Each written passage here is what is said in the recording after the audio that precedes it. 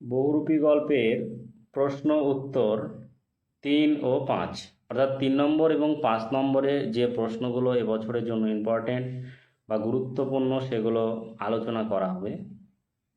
চলো শুরু করা যাক। খুব উঁচু দরের সন্ন্যাসী, সন্ন্যাসীর পরিচয় দাও। অর্থাৎ যে উঁচু দরের সন্ন্যাসীর কথা বলা আছে গল্পে, সেই সন্ন্যাসীর পরিচয় কি? উত্তর, সুবোধ ঘোষের বহুরূপী গল্পে আমরা এক সন্ন্যাসীর পরিচয় পাই।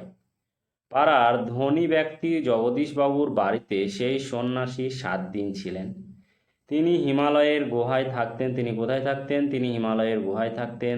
তার সারা বছরের খাদ্য একটি মাত্র হরিতকি, বয়স 1000 বছরেরও বেশি। বা এ তো 2 নম্বর প্রশ্ন, বা এ তো বেশ মজার ব্যাপার। কোন ঘটনাকে মজার ব্যাপার বলা হয়েছে? ঘটনাটি মজার কেন?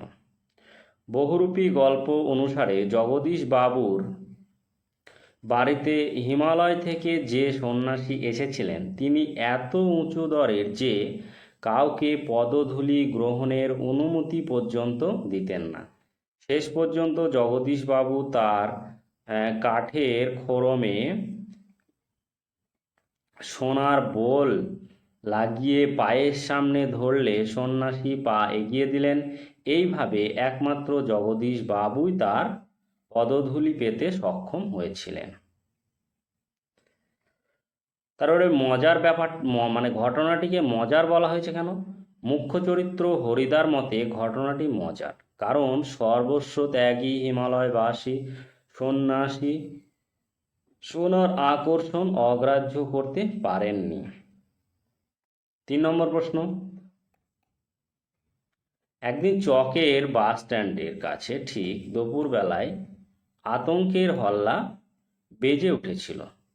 আতঙ্কের হল্লা বেজে ওঠার কারণ কি? আর আতঙ্কের হল্লা বলতে কি বোঝানো হয়েছে? চকের বাস স্ট্যান্ডের কাছে কি ঘটনাটা ঘটেছিল? পরবর্তী যে প্রশ্নটা খুবই ইম্পর্টেন্ট, বড় চমৎকার আজকের এই সন্ধ্যার চেহারা। সন্ধ্যার চেহারার বর্ণনা দাও। আপনি কি ভগবানের চেয়েও বড়? কাকে এ কথা বলা হয়েছে? তাকে এ কথা বলা হয়েছে কেন? এটা মাধ্যমিকে 2017 সালে এসেছিল। 5 নম্বর প্রশ্ন, তাতে যে আমার ঢং নষ্ট হয়ে যায়। ঢং বলতে এখানে কি বোঝানো হয়েছে? কিসের ঢং নষ্ট হয়ে যাবে? 7 নম্বর প্রশ্ন, কি অদ্ভুত সন্ধ্যার এই 7 নম্বর প্রশ্ন, কি অদ্ভুত কথা বললেন হরিদা?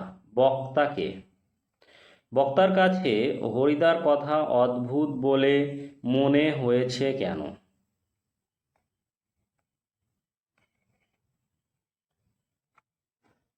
8 নম্বর প্রশ্ন, অদৃষ্ট কখনো হরিদার এই ভুল ক্ষমা করবে না। অদৃষ্ট বলতে কি বোঝো? হরিদার সম্পর্কে এমন উক্তি কেন করা হয়েছে? 9 নম্বর প্রশ্ন, সে ভয়ানক দুর্লভ জিনিস। কোন জিনিসের কথা বলা হয়েছে? কেন দুর্লভ, অর্থাৎ জিনিসটা কেন দুর্লভ?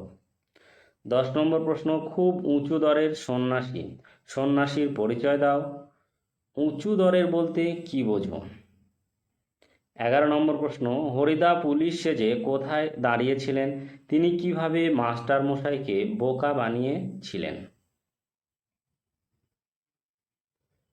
এগুলো 3 নম্বর প্রশ্নের ক্ষেত্রে খুবই ইম্পর্টেন্ট প্রশ্ন, অর্থাৎ এই প্রশ্নগুলো করলেই হবে। এবার 5 নম্বর প্রশ্ন ক্ষেত্রে যে প্রশ্নগুলো খুবই গুরুত্বপূর্ণ বা যে প্রশ্নগুলো করলেই হবে এবছরের জন্য, 1, হরিদার জীবনে সত্যি একটা নাটকীয় বৈচিত্র্য আছে। হরিদাকে তার কর্মকাণ্ডের মধ্য যে নাটকীয় বৈচিত্র্য ধরা পড়েছে তা গল্প অনুসারে লেখো। 2 নম্বর প্রশ্ন, বহুরূপী গল্পের হরিদার চরিত্র বিশ্লেষণ করো।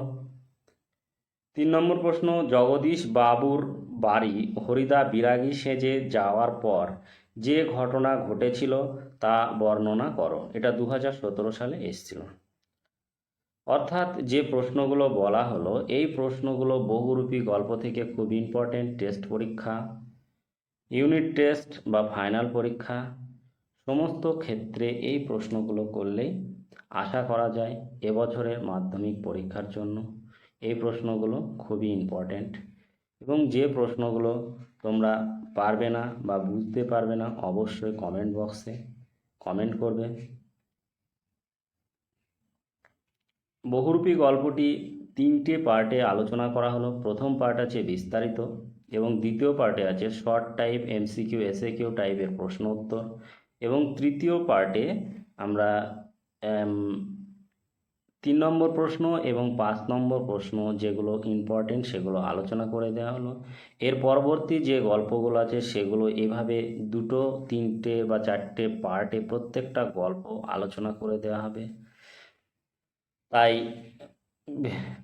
প্রত্যেকটা গল্পকে আলোচনা করে দেওয়া হবে। যারা এবছরে মাধ্যমিক তারা অবশ্যই চ্যানেলটাকে সাবস্ক্রাইব করে দেবেন এবং লাইক করবেন এবং বন্ধুদের কাছে শেয়ার করতেও ভুলবে না। এবং এবছরের একাদশ ও দ্বাদশ শ্রেণীর জন্য যে সেমিস্টার সিস্টেম অর্থাৎ নতুন যে সেমিস্টার সিস্টেমে পড়াশোনা চালু করতে চলেছে সরকার, এই সেমিস্টার সিস্টেম অর্থাৎ বিষয়ভিত্তিক বিভিন্ন ক্লাস নিয়ে এর পরবর্তী মাসে শুরু হবে। 11 ক্লাস এবং 12 ক্লাসের যে সমস্ত দাদা দিদিরা আছে তাদের কাছে আমার এই চ্যানেলটিকে শেয়ার করো এবং তাদেরকে চ্যানেলে যুক্ত হওয়ার জন্য আহ্বান করো।